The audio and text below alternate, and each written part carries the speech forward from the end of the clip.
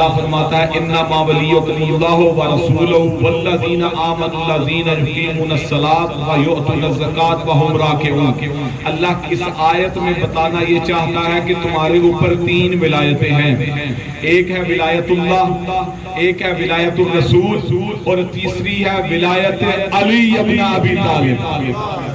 تین ولایتیں ہیں، اور اگر دنیا میں سارے گناہگاروں کو یا گناہوں کو بھی اکٹھا کیا جائے تو وہ بھی تین ہی بنتے ہیں، یا انسان مشرک ہو سکتا ہے، یا انسان کافر ہو سکتا ہے، یا انسان منافق ہوتا ہے۔ گناہ بھی تین ہی ہیں، سارے گناہوں کو اگر اکٹھا کیا جائے تو تین بڑے گناہ بنتے ہیں، یا شرک ہے، یا کفر ہے، یا نفاق ہے۔ اب شرک جیسے گناہ کو ختم کرنا ہو تو اس کو کیسے ختم کریں گے؟ جس انسان نے بھی سب سے پہلی ولایت کہ ولایت اللہ لا الہ الا اللہ کا اقرار کر لیا، وہ شرک جیسے گناہ سے پاک ہو گیا۔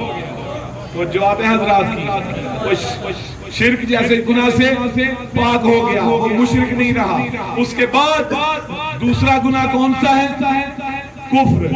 دوسرا گناہگار کون سا ہے؟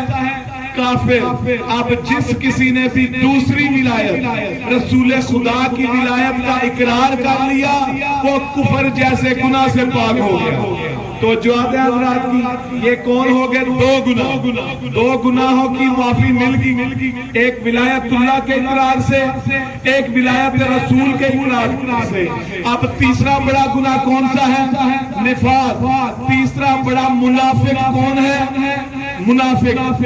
تیسرا گناہ کون سا؟ نفاق، اور تیسرا گناہ گار منافق۔ اب پہلے دو گناہوں کی تو معافی مل گئی، اور تیسرے بڑے گناہ سے چھٹکارا حاصل کرنے کے لیے جس کسی نے بھی ولایت علی ابن ابی طالب کا دم بھر لیا، وہ نفاق سے نکل گیا۔